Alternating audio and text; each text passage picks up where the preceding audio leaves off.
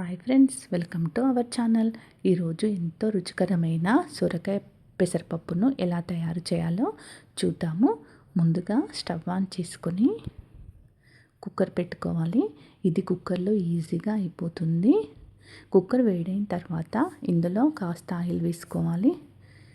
ఈ ఆయిల్ వేడెక్కిన తర్వాత ఇందులో 1 టీ స్పూన్ ఆవాలు చిటపటలాడేంత వరకు వేయించుకోవాలి. 1 టీ స్పూన్ జీలకర్ర. ఇవి మంచిగా గోలిన తర్వాత ఇందులో ముందుగా సన్నగా కట్ చేసుకున్న పచ్చిమిర్చిని వేసుకోవాలి. ఈ పచ్చిమిర్చిని గోల్డెన్ కలర్ వచ్చే వరకు వేయించుకోవాలి. ఇలా వేగిన తర్వాత ఇందులో కాస్త కరివేపాకు. ఈ కరివేపాకు మంచిగా గోలించుకోవాలి. ఇలా గోలిన తర్వాత ఇందులో ముందుగా సన్నగా కట్ చేసుకున్న ఆనియన్స్ వేసుకోవాలి. ఇవి కాస్త మగ్గనివ్వాలి. ఇది అన్నంలోకైనా చపాతీలోకైనా చాలా టేస్టీగా ఉంటుంది. ఇవి గోలిన తర్వాత 1 టీ స్పూన్ అల్లం వెల్లుల్లి పేస్ట్ వేసుకోవాలి. ఈ అల్లం వెల్లుల్లి పచ్చివాసన పోయేంత వరకు వేయించుకోవాలి. ఇలా వేయించుకున్న దాంట్లో 1 టీ స్పూన్ పసుపు వేసి బాగా కలుపుకోవాలి. ఇలా కలిపిన తర్వాత ముందుగా కట్ చేసుకున్న సొరకాయ ముక్కలని వేసుకోవాలి.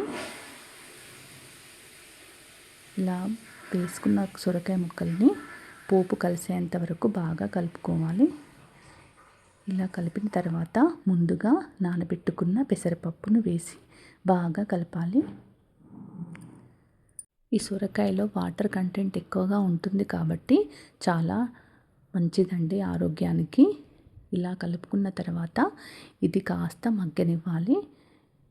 దీనిపైన మూత పెట్టి ఒక 10 నిమిషాలు మగ్గిన తర్వాత ఇందులో ముందుగా మంచిగా కలుపుకోవాలి.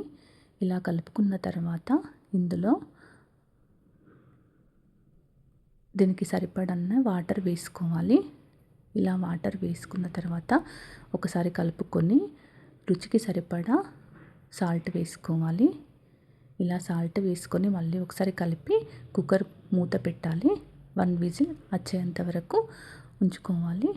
తర్వాత మూత తీసి ఒకసారి కలుపుకొని ఇందులో కాస్త కరివేపాకు కొత్తిమీర వేసుకోవాలి.